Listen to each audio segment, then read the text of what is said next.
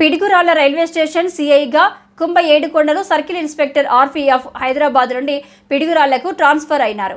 గత CI Nagarjuna retirement తర్వాత కొత్తగా ఈ రోజు అదే పోస్టులో సిఐగా వచ్చారు. ఈ సందర్భంగా సిఐ కుంభ ఏడుకొండలు మాట్లాడుతూ, రైల్వేలో చట్టవిరుద్ధమైన కార్యకలాపాలను ఖండించడం, రైల్వే స్టేషన్లో ప్యాసింజర్కు సంబంధించిన దొంగతనాలను అరికట్టడం, రైల్వే స్టేషన్లలో ప్యాసింజర్కు సంబంధించిన సౌకర్యాలు కల్పించడం, ప్యాసింజర్లు ఇచ్చిన కంప్లైంట్స్ ను తీసుకుని ఫిర్యాదు మేరకు కేసును నమోదు చేసి దర్యాప్తు చేయడం, వారికి సంబంధించిన స్టేషన్ పనులు చేయడం మా బాధ్యతగా భావిస్తాం.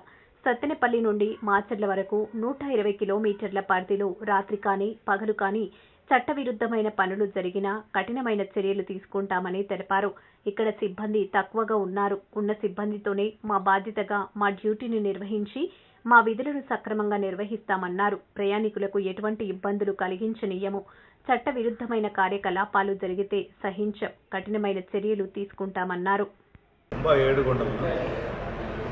ఇన్స్పెక్టర్ ఆర్పీఎఫ్ నేను ముందుగా హైదరాబాద్ నుంచి ఇక్కడికి పిడుగురాళ్ల రైల్వే స్టేషన్ ట్రాన్స్ఫర్ అయ్యాను. నాగార్జున గారు రిటైర్ అయిన సందర్భంలో నాకు ఈ పోస్టింగ్ ఇచ్చారు.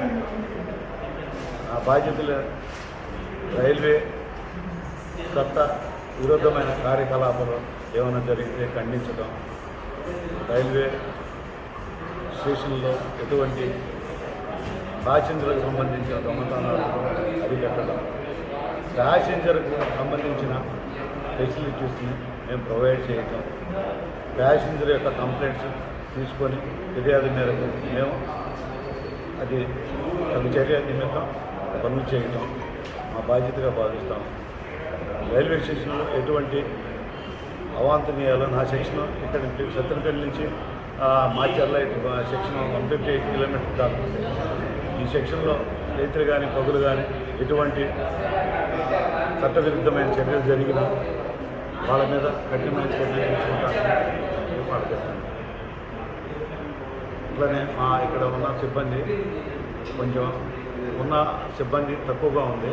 అయినా సరే సిబ్బందితోటి మేము డ్యూటీలు నిర్వర్తించి మా విధులు మేము సక్రమంగా నిర్వహిస్తాము. ప్రయాణికులకు ఎటువంటి ఇబ్బందులు కలిగించవు.